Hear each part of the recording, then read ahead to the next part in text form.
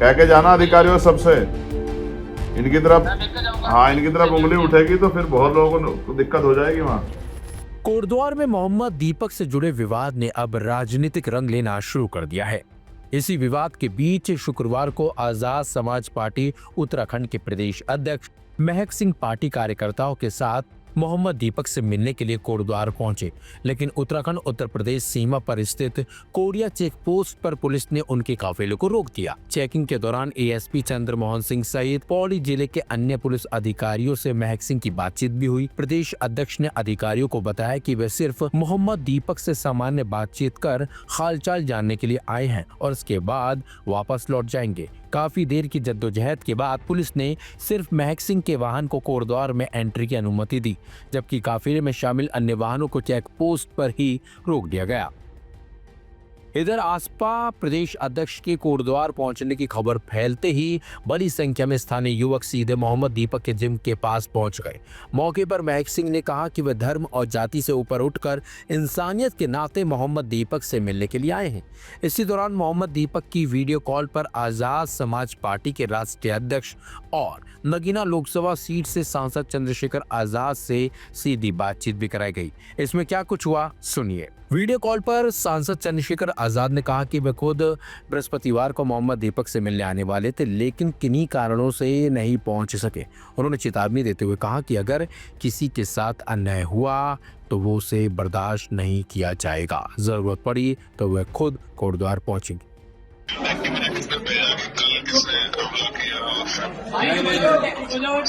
अब शांत जब सही है, पहले से बैठ रहे हैं। आप तो मजबूत आदमी हो, कुदरत ने आपको बढ़िया शरीर दिया है, आप तो कई लोगों को वैसे ही सुरक्षा कर सकते हो। बिल्कुल ठीक है ना? बिल्कुल बिल्कुल भैया बिल्कुल। आपके यहाँ सभी सीनियर अधिकारियों से बात हुई, उन्होंने मुझसे वादा किया कि आप आज मत आओ, महक सिंह जी को भेज दो।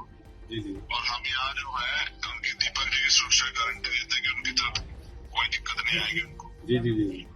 आप महक सिंह जी के टच में रहना, कोई भी बात हो तो मुझे बताना। बिल्कुल बिल्कुल बिल्कुल जी, आप जैसे लोगों की बहुत जरूरत है देश को, जो इंसानियत का पैगाम दे। बिल्कुल भैया बिल्कुल।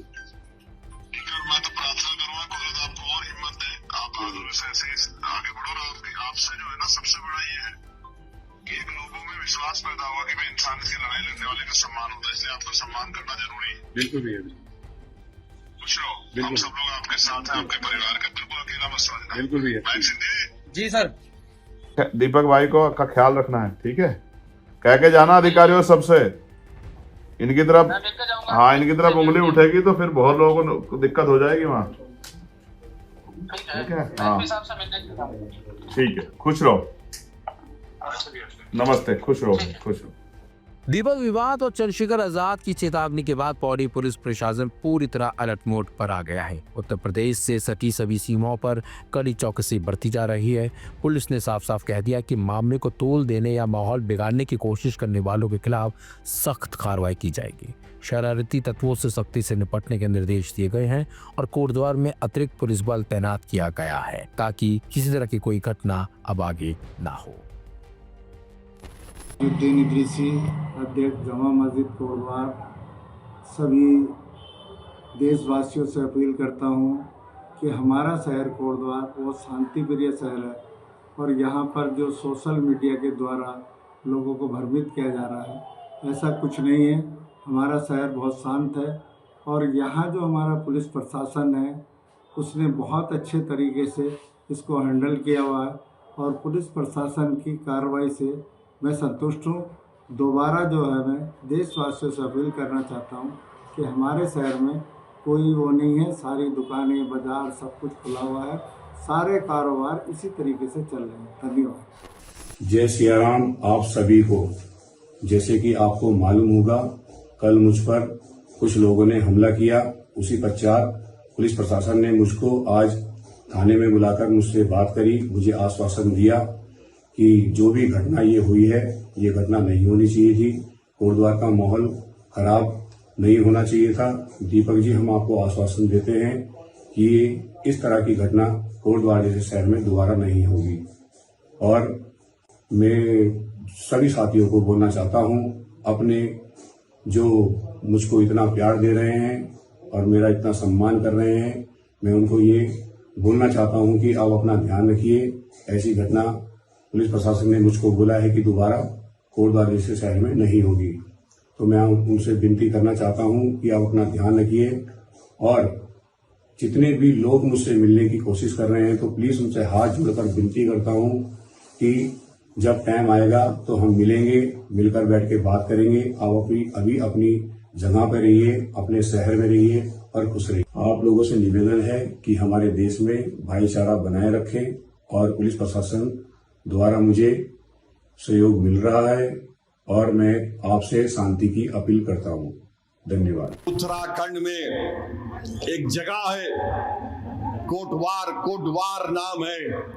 वहां पर एक हमारे वकील अहमद साहब की 30 साल पुरानी दुकान है, और दुकान का नाम है बाबा ड्रेस शॉप। 26 जनवरी के दिन हम यौम जमहूरिया मनाते।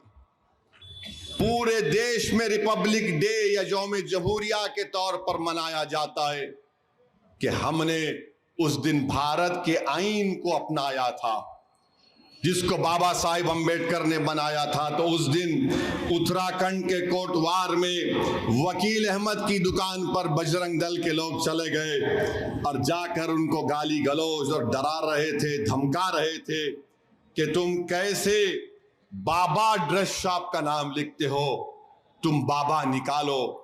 तो उतने में एक हमारा हिंदू भाई जिसका नाम दीपक कुमार है, जिम चलाता है, वो आवाजें सुनकर आया और उसने कहा कि तुम होते कौन हो कि तुम वकील अहमद से कहो जो दुकान 30 साल से कोटवार में है, नाम बदल दो।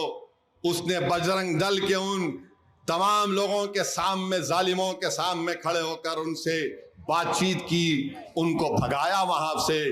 तो बाद में देहरादून से और दूसरे मुकाम से पूरे बजरंग दल के लोग गाड़ियों में आते हैं, और उस दीपक कुमार से जब पूछा गया तुम्हारा नाम क्या है, तो उसने कहा मेरा नाम मोहम्मद दीपक है। लोगों ने बोला तू मोहम्मद दीपक क्यों बोला? तो उसने कहा भारत में सब बराबर हैं, जो संविधान भारत का बराबर है। ये बांकड़े पहलवान जिनके चड्डों में से मोंढे पलट गए बजरंग दल के ये बच्चे ग्रुप में आकर गालियां दे रहे उसको, पुलिस के सामने गालियां दे रहे कि तू अपना, तेरा नाम मोहम्मद दीपक बोलता है। पुलिस, हजरत पुलिस बैठ के तमाशा देख रही है। उत्तराखंड में बीजेपी की सरकार है और फिर वो लोग नेशनल हाईवे को रोक देते हैं घंटे के लिए। उत्तराखंड की पुलिस उनको ऐसा देख रही है कि जैसा उनके दीवान खाने में बैठकर करी पफ खा रहे हैं। नेशनल हाईवे पर बैठ गए और गालियां दे रहे उस दीपक कुमार को। आप बताइए क्या ये रूल ऑफ लॉ है? क्या ऐसे कानून की इज्जत बाकी रहेगी क्या? मेरे अजीज दोस्तों और बुजुर्गों, मैं सलाम करता हूं दीपक कुमार को कि उसने उस 70 साल के बूढ़े वकील अहमद की हिम्मत और उनके साथ खड़ा हो गया। यही भारत है। अगर इस तरह के दीपक कुमार के नाम के हमारे हिंदू नौजवान आगे आ जाएंगे तो इस मुल्क से बीजेपी, आरएसएस की हुकूमत खत्म हो जाएगी।